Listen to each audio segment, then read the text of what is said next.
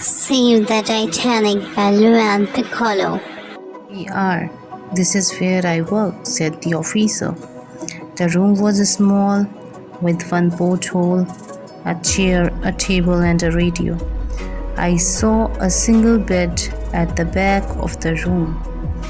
Are you the radio operator? I asked. Yes, I am. My name is Harold Cottam, he said, shaking my hand. And who are you? I'm Charlotte Thomas. I said, my face turning red. I'm pleased to meet you, Charlotte, said Harold. But passengers don't normally come to the radio room. They give their messages to the stewards, and the stewards bring them to me to send. Didn't you know? No, I didn't know that, I said. And also, I wanted to explore the ship before I sent a message to our family. Ah, a girl with a sense of adventure, said Harold. Now you have got my attention. He was teasing me and I felt my heart beat faster. At that moment, we heard someone at the door and the captain walked in.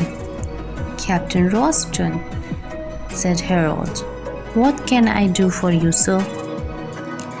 We are entering an iceberg zone this evening, the captain replied. I want you to listen very carefully to the messages from all the ships in the area. We need to warn each other if there are problems with the icebergs.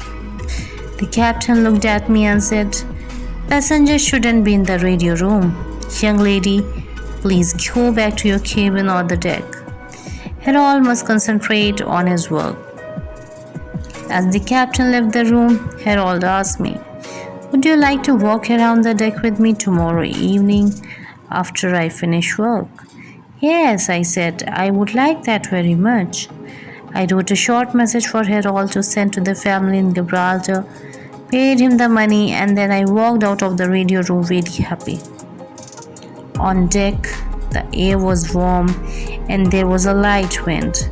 Aunt Elizabeth was sitting in the shed. It feels like summer, she said. Isn't it fabulous? She fanned her face and lay back in her chair. The stewards say it's hot because we are in a warm current called the Gulf Stream, I explained, looking at the sea. It was calm and there was nothing to see on the horizon. It was difficult to imagine there were icebergs not far away and that they were big enough to sink a ship.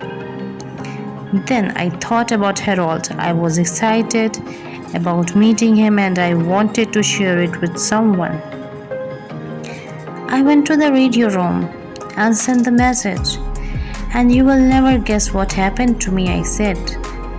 Aunt Elizabeth looked at me curiously. Tell me, she said. I met the young man from the dining room. It's the radio operator, I told her.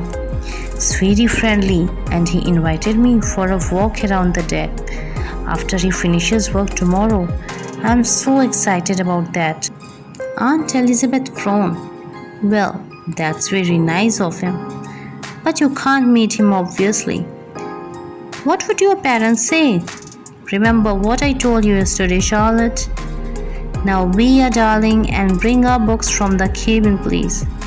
We will be out of the Gulf Stream soon.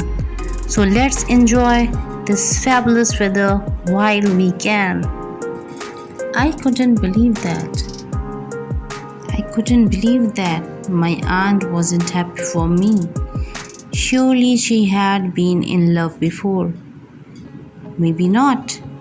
That would explain why she wasn't married at 28 years old. But I didn't want to be like her. I wanted to marry and have children. I decided right then that I wasn't going to listen to my aunt. I was going to meet Harold. But how am I going to do that without Aunt Elizabeth noticing, I thought. To be continued. Thanks for watching. Like, subscribe and share.